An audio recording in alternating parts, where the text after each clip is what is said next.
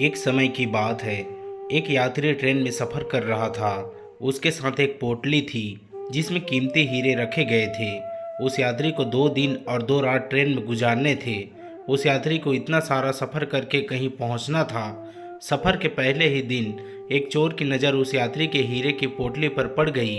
अब चोर ने दिमाग लगाया और एक बड़ा सा बैग लेकर उसे यात्री के पास जाकर बैठ गया और उस यात्री से मीठी मीठी बातें करने लगा।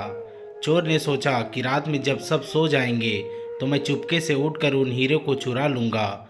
ये सब सोचकर वो चोर बहुत खुश होने लगा। जब शाम का वक्त हुआ, 6 या 7 बज रहे थे, तब चोर सो गया क्योंकि उसे रात में जागना था और हीरे चुराने थे, इसलिए वो जल्दी से सो जाता है। जब उस यात्री का सोने का वक्त आया तो उसने चुपके से अपने हीरो की पोटली अपने बैग में से निकालकर उसके पास जो आदमी सोया था, यानी कि जो चोर था, उसके बैग में डाल दी।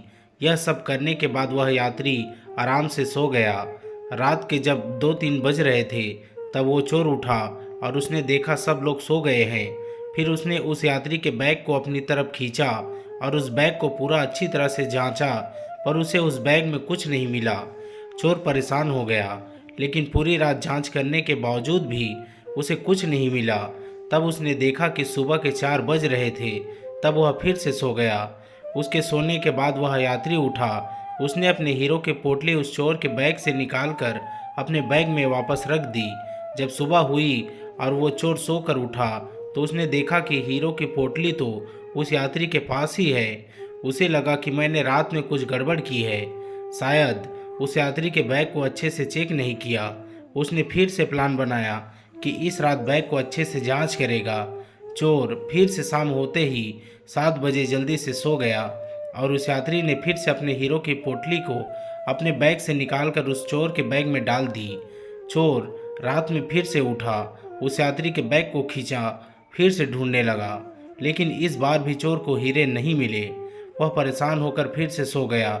वह यात्री सुबह के 5 बजे उठा, अपने हीरो की पोटली को चोर की बैग से निकालकर अपने बैग में वापस डाल दिया। जब सुबह हुई, स्टेशन आया। वह यात्री स्टेशन पर उतरा तो चोर उसके पास आकर कहने लगा, मैं जिंदगी में कभी भी चोरी नहीं करूँगा, बस मुझे इतना बता दो कि हीरो की पोटली आपने कहाँ रखी थी।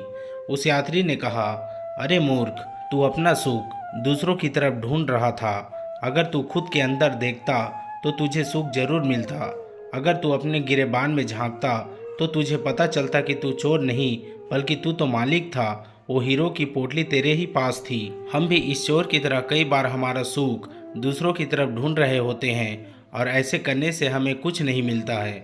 अगर हम दूसरों की तरफ देखने के बजाय अपने खुद के अंदर झांकें तो हमें कभी भी किसी भी चीज़ की कमी महसूस नहीं होगी।